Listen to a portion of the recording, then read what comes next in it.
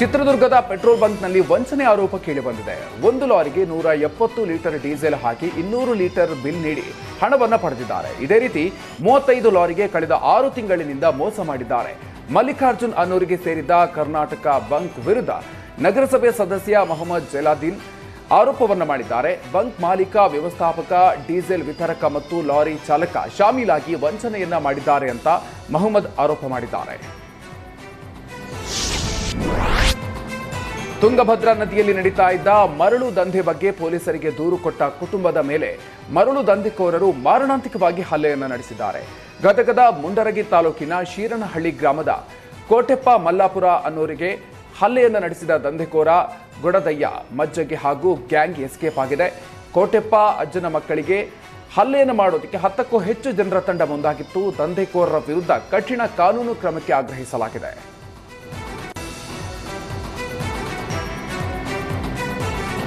Dubai ನೋಂದಣಿಯ ದುಬಾರಿ ಕಾರುಗಳ ಕರ್ಕಶ ಸದ್ದು ಕೇಳಿದ ಪೊಲೀಸರು ಅದನ್ನು ವಶಕ್ಕೆ ಪಡ್ಕೊಂಡಿದ್ದಾರೆ. ದುಬೈನ ಜಾರ್ಜ್ ಹೆಸರಿನ ಕಾರ್ನಲ್ಲಿ ಕೇರಳದ ಯುವಕರು ಮಣಿಪಾಲಕ್ಕೆ ಆಗಮಿಸಿದ್ರು. ದೊಡ್ಡ ಪ್ರಮಾಣದಲ್ಲಿ ಸೌಂಡ್ ಮಾಡಿಕೊಂಡು ಜಿಲ್ಲಾಧಿಕಾರಿ ರಸ್ತೆಯಲ್ಲೇ ತಿರುಗಾಡ್ತಾ ಇದ್ದಾಗ ಕಾರುಗಳನ್ನು ವಶಕ್ಕೆ ಪಡೆಯಲಾಗಿದೆ. ಇನ್ನು ಕಾರುಗಳ ದಾಖಲೆಗಳನ್ನು ಆರ್ಟಿಒಗೆ ಕಳುಹಿಸಿದ ಪೊಲೀಸರು ಪರಿಶೀಲನೆಯನ್ನ ನಡೆಸಿದ್ದಾರೆ. ಈ ನೆಲದಲ್ಲಿ ದುಬೈ ನೋಂದಣಿ ಕಾರು ಓಡಾಟಕ್ಕೆ ಅನುಮತಿ ಇದೆಯೇ ಅಂತ ಪರಿಶೀಲನೆಯನ್ನ ನಡೆಸಲಾಗ್ತಾ ಇದೆ. ಇನ್ನು ಮುಂದಿನ ಕ್ರಮಕ್ಕೆ ಆರ್ಟಿಒಗೆ ಮಣಿಪಾಲ ಪೊಲೀಸರು ಪತ್ರವನ್ನು ಬರೆದಿದ್ದಾರೆ. ಬೆಂಗಳೂರಿನ ಹೊಸಕೋಟೆಯ ಸ್ಟೇಟ್ ಬ್ಯಾಂಕ್ ಇಂಡಿಯಾ ಎಟಿಎಂ ಹಣವನ್ನು ಖತರ್ನಾಕ್ ಕಳ್ಳರು ದೋಚಿದ್ದಾರೆ.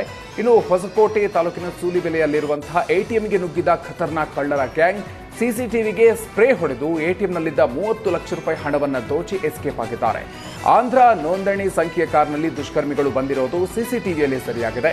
ಎಟಿಎಂ ದರೋಡೆ ನಂತರ ಹೊಸಕೋಟೆ ಮಾರ್ಗದತ್ತ ಕಾರ್ನಲ್ಲಿ ದುಷ್ಕರ್ಮಿಗಳು ಪರಾರಿಯಾಗಿದ್ದಾರೆ.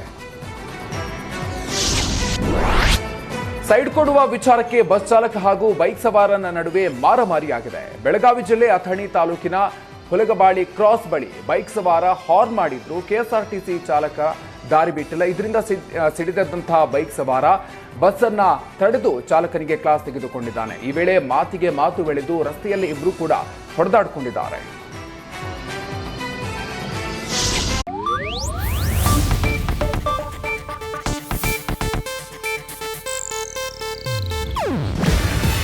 ಇದು ಏಷ್ಯಾನೆಟ್ ನ್ಯೂಸ್ ನೆಟ್ವರ್ಕ್ ಪ್ರಸ್ತುತಿ.